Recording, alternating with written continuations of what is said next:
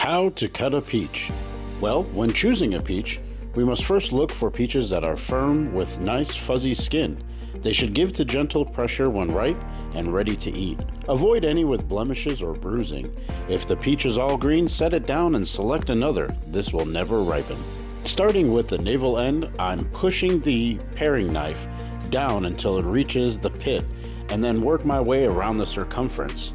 Then we'll gently pull apart each half, then cut down again on one of the sides, and then we'll peel that, pull out the pit, and we're ready to slice and dice any which way you choose.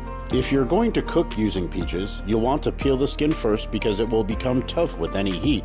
An easy way to remove the skin is to cut an X through it and then lower the peach into boiling water for about 10 to 30 seconds. Remove it and plunge it into an ice water to shock. The skin should pull off easily. Once peeled, the peach flesh will start to darken, so you'll want to cook with it or eat it immediately. Uncut peaches can be stored at room temperature for up to 2 to 4 days. Visit fnsharp.com.